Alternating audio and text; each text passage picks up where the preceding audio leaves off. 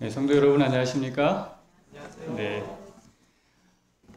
오늘 하루도 잘 지내셨나요? 네.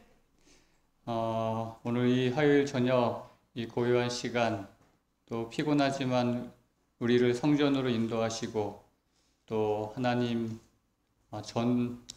계시는 이곳으로 인도한 하나님께 정말 감사를 드리고요. 방송으로도 참여하시는 모든 성도님들에게도 동일한 은혜로 함께 하시기를 기원합니다. 저희가 지금 사사기를 연구하고 있습니다.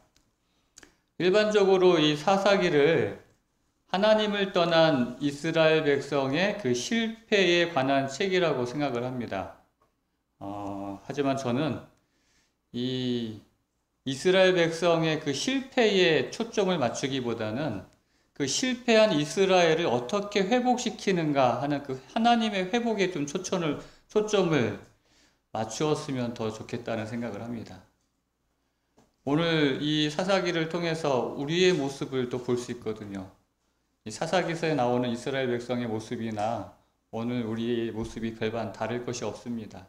그런 실패를 반복하는 이스라엘을 하나님께서는 또 어떻게 회복시켜서 다시 부흥시키시는지를 그것이 더 정말 우리가 주목해 보아야 할 주제가 아닌가 생각이 됩니다. 이 회복은 우리가 원하는 것보다 하나님께서 더 원하신다고 생각이 됩니다. 그렇지 않을까요? 우리를 회복시키기 위해서 어쩌면 우리는 거기에 대해서 관심이 없을지도 모르겠어요. 죄로 말미암아 정말 파괴되고 죽을 수밖에 없는, 그래서 정말 무뎌진 그런 하나님께서는 그런 우리를 회복시키기 위하여 예수님께서 이 땅에 오셨고 십자가에 달려 돌아가셨고 지금도 역사하시고, 어쩌면 이 회복이라는 것은 하나님의 가장 큰 관심사라는 것이죠. 그래서 망가진 이 지구 다시 하나님께서 재림하시는 그날 회복시키실 것이고, 또 망가진 우리의 심령 또한 예수님의 그 역사로 말미암아 다시 회복시켜 주실 것이고, 그래서 오늘 이 사사기서를 통해서 하나님의 그 회복의 역사를 다시 한번 살펴보고, 어떻게 하면 우리가 이 실패한 그 자리에서 다시 일어설 수 있을지를 확인하고, 혹시 오늘 우리도 실패의 자리에 있다면 다시 일어서서 하나님 앞에 나올 수 있는 그러한 시간이 되기를 간절히 바랍니다. 사사기 3장 7절, 그러니까 사사기서 이제 오늘부터 이제 첫 사사가 등장을 합니다. 이 사사기서의 그 사이클, 그러니까 이 반복되는 역사가 있어요. 제가 이제 여러 번 말씀을 드렸지만은 이 사사기의 사이클이라고 하는데 그 반복되는 역사가 있습니다. 그건 뭐냐면 첫 번째는 이스라엘의 범죄입니다. 하나님을 떠나고 행악하고 범죄하고 이러한 이스라엘의 범죄 속에서 하나님께서 심판하시죠. 하나님께서 남겨놓은 그 이방 백성들을 통해서 이스라엘 백성들을 심판한 이야기가 나옵니다. 그 다음에 그러한 심판 속에 그러한 어려움 속에서 이스라엘 백성들이 회개하고 하나님께 부르짖습니다. 그럼 하나님께서 사사를 통해서 구원하시고요. 그럼 다시 평화가 찾아오죠.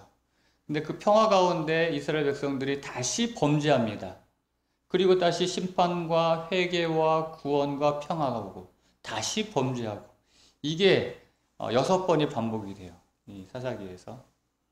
물론 이제 12사사가 나오고 이제 그런 이야기들이 계속 이제 반복이 되지만, 실제적으로 이렇게 반복되는 이런 범죄, 심판, 회개, 구원, 평화, 다시 범죄, 이러한 사이클이 자세하게 나오는 것은 이제 6번이 이렇게 등장하는데, 오늘 그 첫 번째가 아주 명확하게 이제 나옵니다.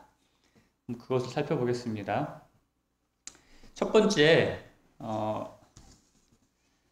여기 이제 본격적으로 이스라엘이 이제 사사 시대에 들어가게 되는데요. 잠깐 저 마이크 좀 정리 좀 해야겠습니다. 물려가지고.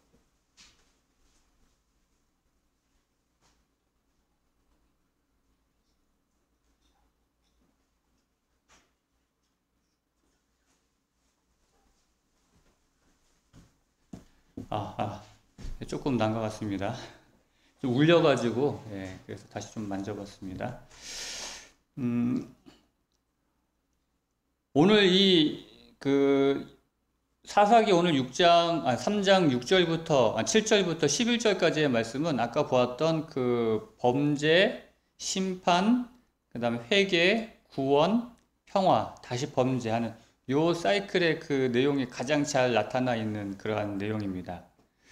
먼저 사사기 3장 7절에 있는 말씀을 보면은요, 이스라엘 자손이 여호와의 목전에 악을 행하여 자기들의 하나님 여호와를 잊어버리고 바알들과 아세라들을 섬긴지라. 이제 이스라엘의 범죄 이야기가 나오죠.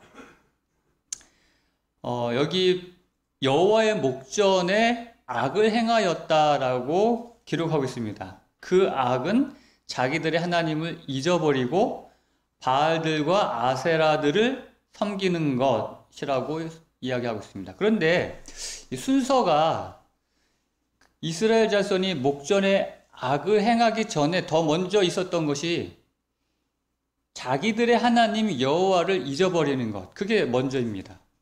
자기들의 하나님 여호와를 잊어버리기 때문에 뭐를 해요? 악을 행하는데 그 악이 어떤 악이에요? 바알들과 아세라들을 섬기는 것이에요. 그래서 현대인의 성경에 보면은 이렇게 이 말씀을 번역하고 있어요. 이스라엘 백성은 그들의 하나님 여호와를 잊어버린 게 먼저 나오죠. 그래서 바알과 아세라 우상을 섬겨 여호와께 범죄하였다라고 이제 번역하고 있습니다.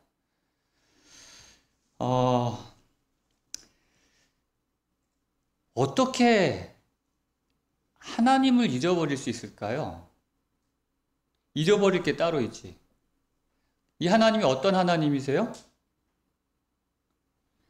이 하나님이 어떤 하나님이라고요? 자기들의 하나님 여호와를 잊어버렸어요. 이 하나님은 다른 사람들의 하나님이 아니에요. 자기들의 하나님이에요. 우리들의 하나님이라는 것입니다. 나의 하나님이라는 것이죠. 그 하나님을 잊어버릴 때, 나이가 들면서 우리가 이제 신체가 이제 노화하게 되고요. 여러 가지 이제 질병들이 나타납니다. 그런데 많은 사람들이, 또 어르신들이, 늙어도 이 병만은 걸리지 않았으면 좋겠다는 병이 있어요. 혹시 여러분들도 나중에 늙어가지고, 뭐 다른 병도 걸리지 않으면 좋겠지만, 진짜 이 병만은 걸리지 않았으면 좋겠다는 병이 있습니까? 치매, 그쵸? 어떤 육신의 어떤 질병은, 글쎄 모르겠어요. 뭐, 그것도 물론 힘든 거는 사실이지만은, 치매가 왜 사람들이 걸리지 않았으면 좋겠는가 하는 이유는 내가 사랑하는 사람들을 기억을 못 한다는 거예요.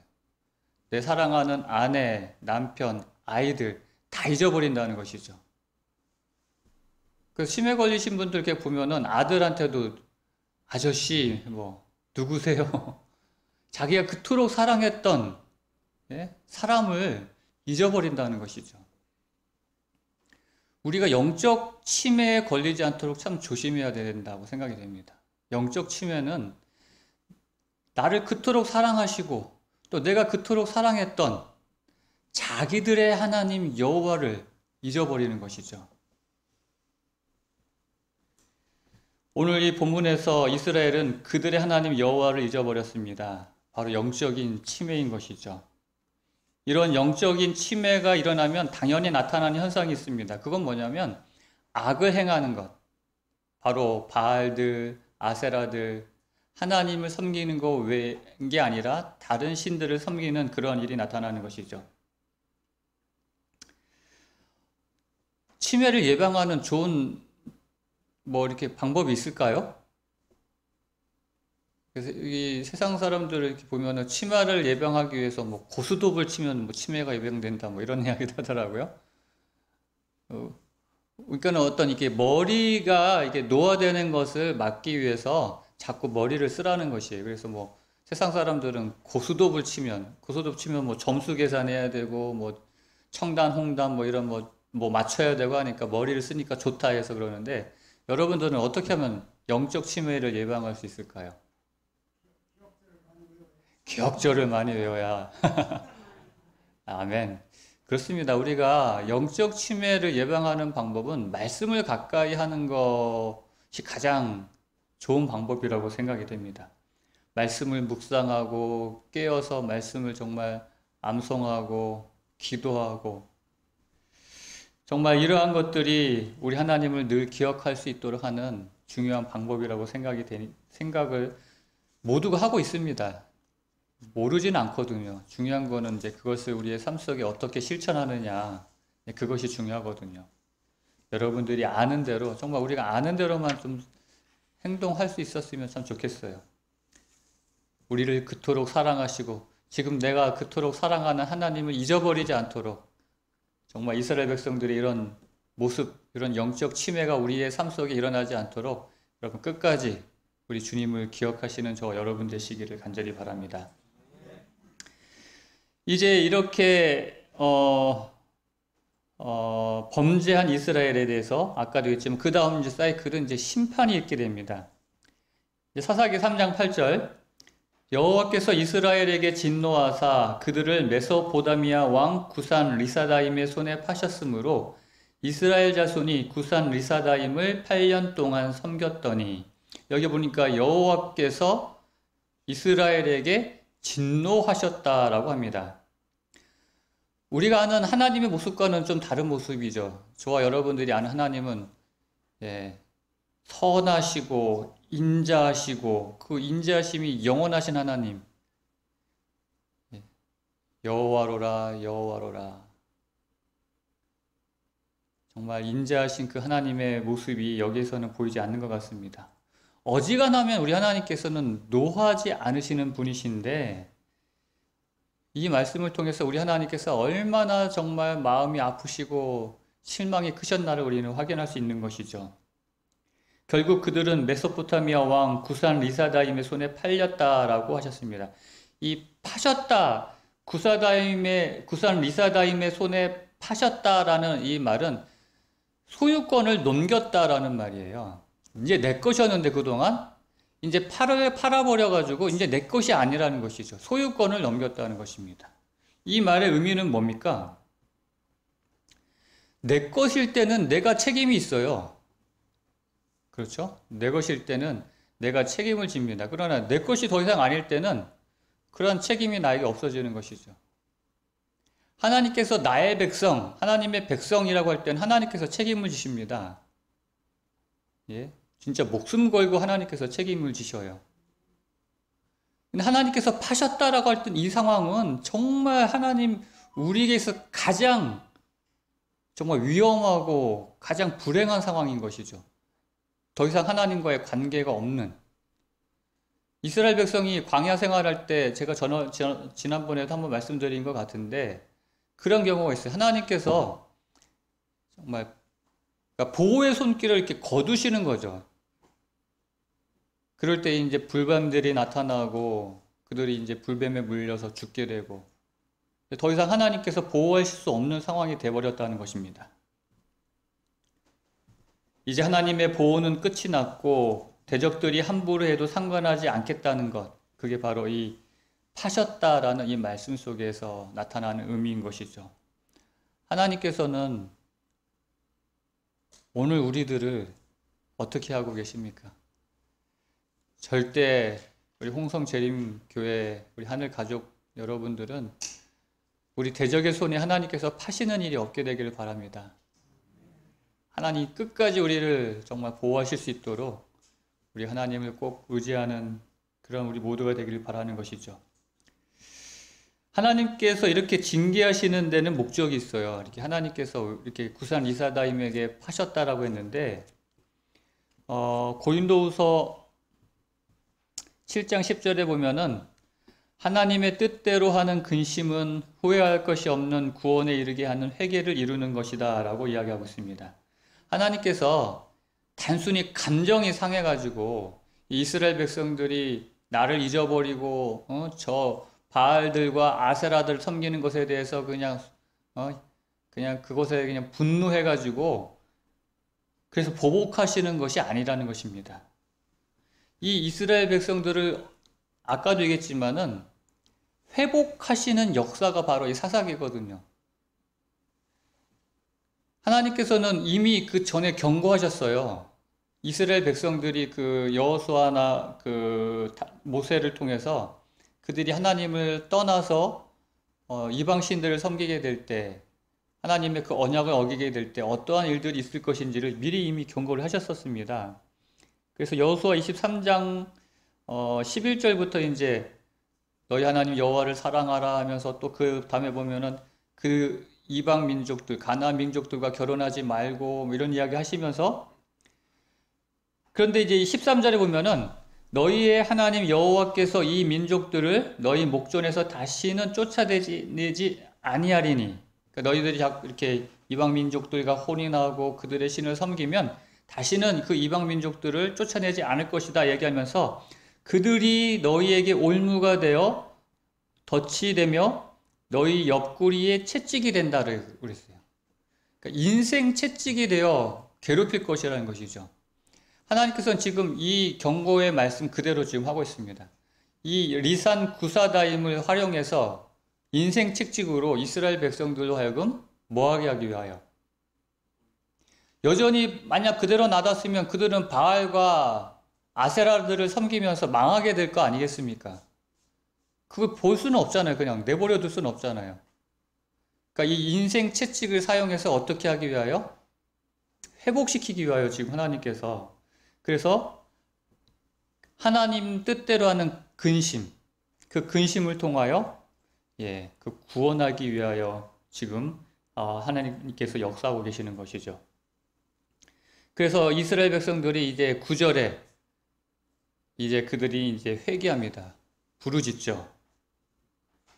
이스라엘 자손이 여호와께 부르짖음에 여호와께서 그들을 위하여 한 구원자를 세워 구원하게 하시니, 여기 9절에서 이스라엘 자손이 여호와께 부르짖음에 라고 기록합니다. 여러분, 근데 이스라엘 백성들이 처음부터 이 여호와께 부르짖었을까요? 어떻게 생각하십니까? 8년 동안 이 구산 리사다임을 섬겼다라고 했거든요. 그 구산 리사다임에게 섬겼다라고 하는 게 아니라 그냥 단순히 섬긴 게 아니라 그 구산 리사다임에 의해서 지배를 받으면서 이제 괴롭힘을 당한 것이죠. 근데 그들이 처음부터 여호와께 부르짖었지 않고 그들이 섬겼던 신 누구한테? 바알들과 아세라들에게 아마 먼저 부르짖지 않았겠습니까? 근데 그게 소용이 있었어요, 없었어요? 아무리 바알들을 찾고 아세라를 찾아도 그 8년 동안 구산 리사다임에게 폭정에 시달리는 그 상황에서 아무런 도움이 못 됐다는 것이죠. 그때 이제 그들은 깨닫습니다. 이 바알이나 이 아세라는 이 문제를 해결할 아무런 능력이 없구나. 아무런 힘이 없구나. 내가 섬기는 이 신은 껍데기이구나. 하나님은 그 스페어 타이어다라고 이렇게 생각하는 이 신자들이 있어요. 그러니까 우리 신자를 이야기하는 게 아니고 하나님을 믿는 사람들을 보면은, 여러분 스페어 그러니까 보조 타이어 뭔지 아시죠? 운전하시는 분들은 보면은 차에는 이제 여러 가지 것들이 있는데 타이어가 이렇게 4개만 있는 게 아니에요. 5개가 있습니다. 보조 타이어라고 해서 이제 보통 스페어 타이어라고 해가지고 그 트렁크 같은 데 이렇게 숨어져 있어요, 하나. 보이지는 않아요. 이렇게 잘 찾아보면 하나 있습니다. 내 차에는 없는데 라고 하시는 분 한번 잘 찾아보시면 어딘가에 숨겨져 있을 것입니다. 근데 그 스페어 타이어는 언제 사용합니까? 빵꾸 났을 때, 펑크 났을 때 이제 그 타이어를 사용을 하는 거죠. 근데 사실 요즘은 스페어 타이어를 사용할 일이 거의 없어요. 왜냐하면 응급 뭐라고 하죠?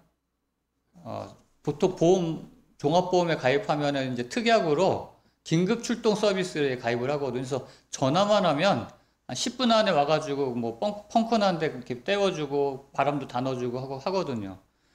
그거 예전에는 저도 그랬던 적이 있어요. 그거 꺼내가지고, 그 자키로 해가지고, 차 이렇게 들어 올려가지고, 펑크난 타이어 다 그 나사 돌려가지고 빼고, 그거 다시 끼우고, 다시 하고, 그거 얼마나 힘들고 어려운지 몰라요. 근데 하나님은 그렇게 스페어 타이어처럼 평상시는 찾지 않다가 인생에 펑크 났을 때만 찾는 거죠. 그런데 그렇게라도 하나님을 찾으면 다행인 거죠. 우리 인생에 펑크 났을 때뿐만 아니라 평상시에도 하나님께 부르짖는다면 그건 정말 복된 인생일 것이라고 생각이 됩니다.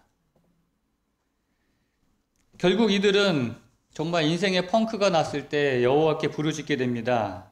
잊어버렸던 여호와의 이름을 다시 기억하고 비로소 하나님께서 나의 도움이시라는 것을 인정하게 되는 것입니다. 저는 이것을 가난한 마음이라고 부르고 싶습니다. 내가 의지하던 모든 것, 내가 찾던 바알들, 아세라들 그런 모든 것이 효력이 없다는 것을 깨닫고 이제 나의 방법과 나의 능력을 포기하고 그 지경이 되어서야 이제 하나님을 부르짖는 그 마음. 정말 이 마음이 가난한 마음이 아닌가. 오늘 우리가 정말 가난한 마음이 될 필요가 있어요. 하나님께서 그래서 팔복 가운데 제일 먼저 나오는 복이 어떤 복이에요? 심령이 가난한 자는 복이 있나니. 그 가난한 자가 하나님을 찾게 돼 있거든요. 나는 부유하다, 풍요롭다고 하는 자는 절대 하나님을 찾지 않습니다. 우리의 마음에 이러한 고난 가운데 가난한 심령을 느끼는 사람이 하나님을 찾게 되고 그래서 심령이 가난한 자는 복이 있나니 천국이 저희 것이 되는 것이죠. 여러분 정말 고통 가운데 하나님의 도우심을 기대한다면 먼저 가난한 마음을 달라고 기도하시게 되길 바랍니다. 때론 우리가 기도하고 싶어도 기도조차 안 나오는 경우도 있어요. 정말 그리스도인에게서 가장 답답한 때가 그때가 아닌가 생각이 됩니다. 그 이유는 무엇이냐면 아직도 내 마음에 가난한 마음, 그 가난한 마음을 소유하지 못했기 때문인 것이죠. 우리가 정말 가난한 마음이 된다면 하나님께 부르짖게 되고 나도 모르게 눈물이 나오게 되고 정말 하나님을 찾을 수밖에 없게 된다는 것이죠. 우리 모두가 이런 은혜를 경험하시게 되기를 간절히 바랍니다. 이제 이렇게 해서 이들이 이제 가난한 마음으로 하나님께 부르짖었을 때 하나님께서 한 구원자를 세워 그들을 구원하게 하시니 그는 곧 갈렙의 아우 그나스의 아들 운니엘이라. 이제 이 구원의 역사가 이제 이루어지게 됩니다. 이제 사사를 세우시는 거죠. 10절에 여호와의 영이 그에게 임하셨으므로 그가 이스라엘의 사사가 되어 나가서 싸울 때에 여호와께서 메소포다미아 왕 구산 리사다임을 그의 손에 넘겨주심에 온니엘의 손이 구산 리사다임을 이기니라.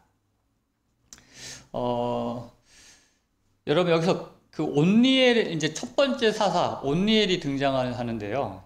근데 이 온니엘을 소개하면서 그는 갈렙의 아우 그나스의 아들 온니엘이라고 소개를 하고 있습니다. 성경에서 이 어떤 사람을 소개할 때 소개하는 방법과는 조금 달라요. 보통 보면은 누구의 아들, 예? 누구의 아들 이렇게 소개가 되거든요. 그런데 여기 보면은 갈렙의 아우 그 다음에 그나스의 아들 이렇게 나오거든요.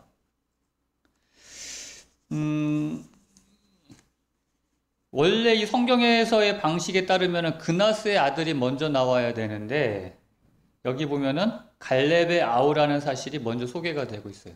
그만큼 이 갈렙이라는 인물에 대해서 이 성경이 어떻게 생각하고 있고 또 온니엘과는 어떤 관계인지를 나타내고 있는 것 같아요.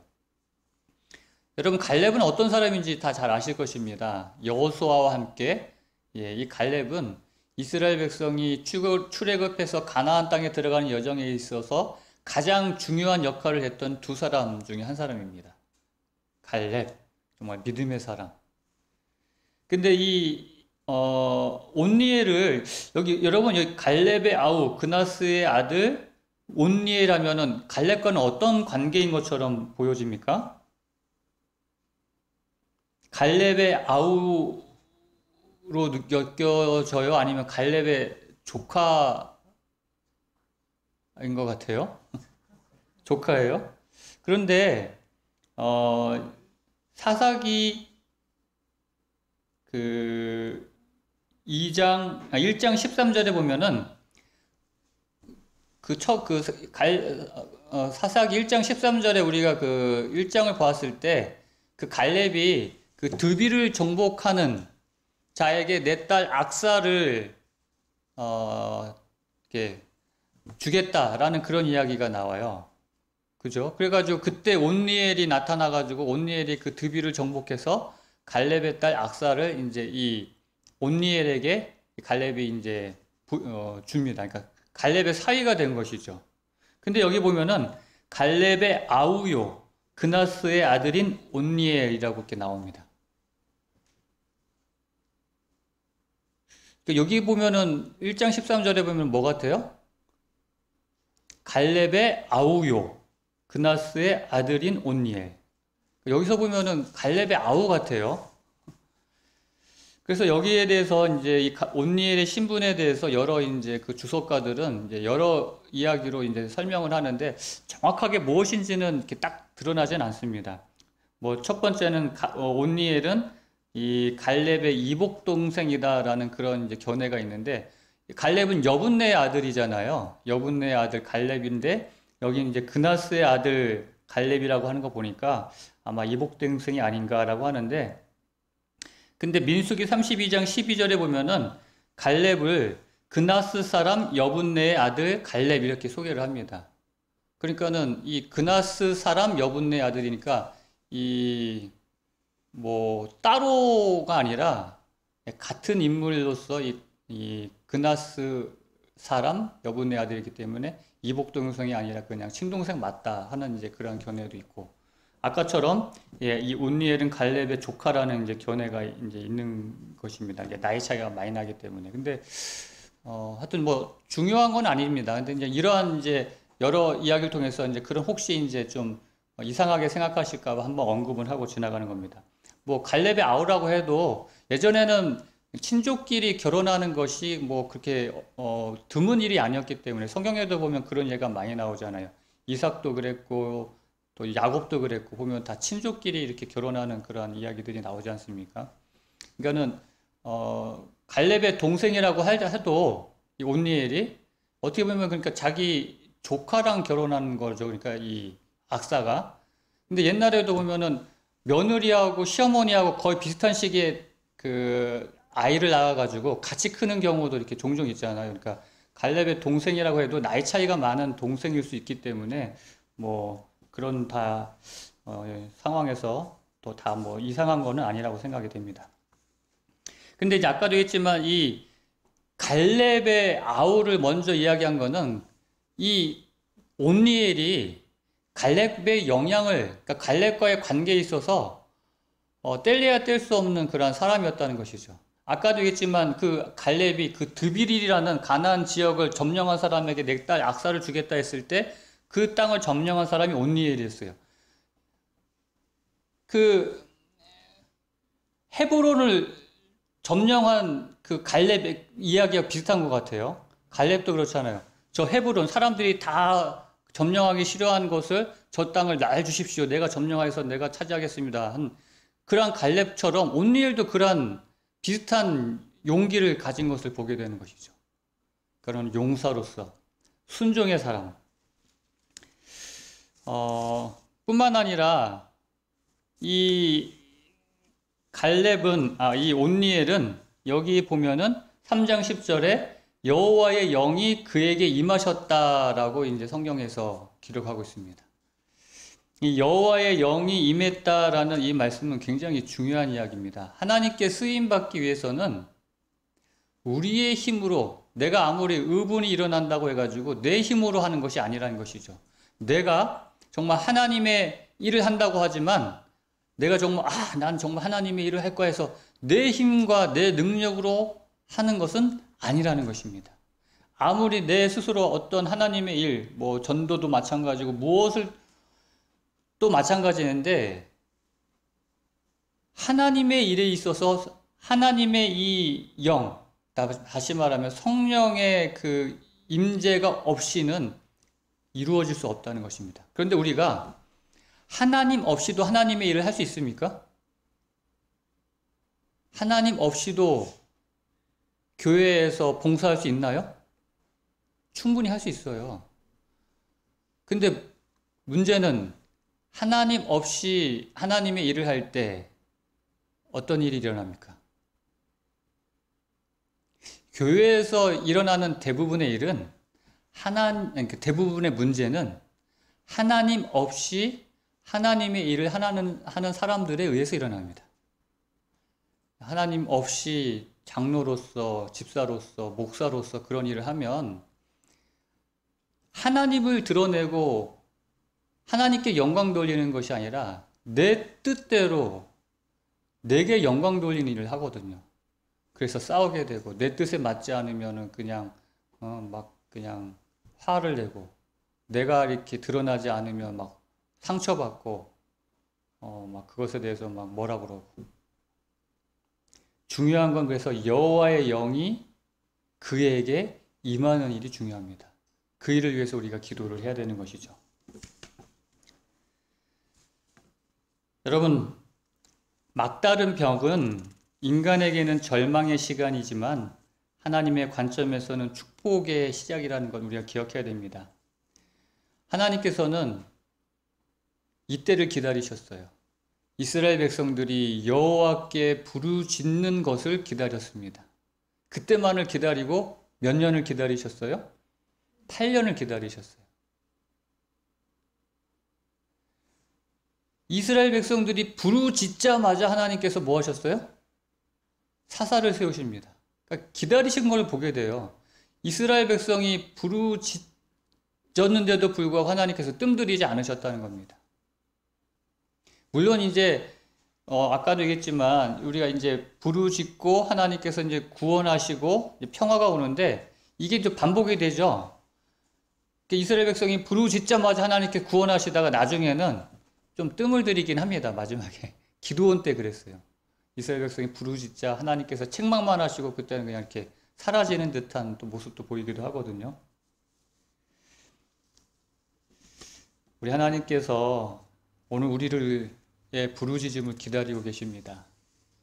오늘 우리의 부르짖음에 그때만을 기다리시고 우리를 정말 구원하시기 위하여 우리의 마음속에 잃어버린 그 평안을 주시기 위하여 하나님께서는 지금도 우리를 위하여 우리의 부르짖음을 기다리고 계신다는 것이죠. 이렇게 이스라엘의 부르짖음에 하나님께서 사사를 세워서 구원하시고 그 다음에 이제 3장 11절 그 땅이 평온한 지 40년에 그나스의 아들 온니엘이 죽었더라. 그 땅이 40년을 평안한 것을 보게 됩니다. 온니엘이 있었던 동안은 온니엘이 살아서 그들을 다시 한번 하나님께서 온니엘을 통하여 정말 이스라엘 백성들을 회복시키시고 이 온니엘은 이스라엘 백성들의 그 무너진 정말 제단을 다시 세우고 그들의 모든 그러한 우상을 헐어버리고 다시 하나님을 찾게 하고 40년 동안 평안이 이루어졌다는 것은 그들이 이제는 우상을 버리고 하나님을 섬겼다는 그런 이야기거든요. 그러니까 온니엘이 이제 그런 역할을 잘 감당을 했던 것이죠. 그런데 이제 그 다음에 이제 또 12절부터 보면은 아까도 얘기했지만 다시 그들이 범죄하는 이야기가 반복이 됩니다. 오늘 이제 여기까지 있는 말씀을 살펴보면서 이제 오늘 이 패턴, 이 역사, 범죄, 그 다음에 심판, 그 다음에 구원, 그리고 평화, 그리고 다시 범죄. 이러한 이 역사가 이제 반복이 됩니다. 오늘 이제 그 첫 번째로 정말 이 사사기의 이제 사이클을 이제 여기서 이제 우리가 확인할 수 있었는데 가장 중요한 것, 여기에 있어서 핵심은 뭐냐면 이스라엘 백성의 부르짖음입니다. 우리가 아까도 얘기했지만 가난한 마음을 갖게 될 때 하나님만이 나의 구원이심을 우리가 기억하게 될 때 그때 회복의 역사가 이제 시작이 되는 것이죠. 하나님께서는 오늘 저와 여러분들의 부르짖음을 기다리고 계십니다. 오늘 우리가 화요 기도회라고 하잖아요.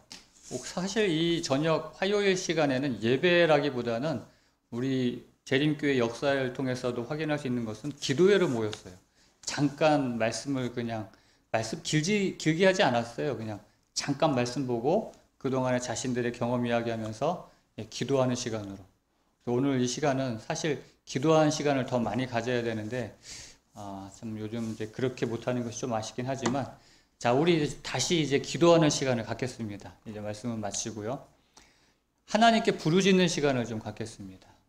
여러분 마음 가운데 혹시 하나님을 잊어버리고 하나님 없이 사는 삶이었다면 다시 한번 하나님께 부르짖음으로 여러분 마음 가운데 잃어버린 평안을 되찾는 시간 되시기를 간절히 바랍니다. 우리 음악이 마칠 때까지 여러분 개인적으로 하나님을 만나는 시간을 갖도록. 하나님 아버지, 이스라엘 백성들은 자기들의 하나님 여호와를 잊어버렸습니다. 오늘 우리들은 결코 우리의 하나님 여호와를 잊어버리지 않도록 도와주시옵소서. 하나님, 우리의 마음 가운데 주님을 찾는 가난한 마음이 있게 하시고 간절히 주님을 부르짖게 하시고, 그래서 주님을 만나고 주님께서 우리의 모든 문제를 해결해 주시는 놀라운 회복의 역사를 경험하게 하여 주시옵소서.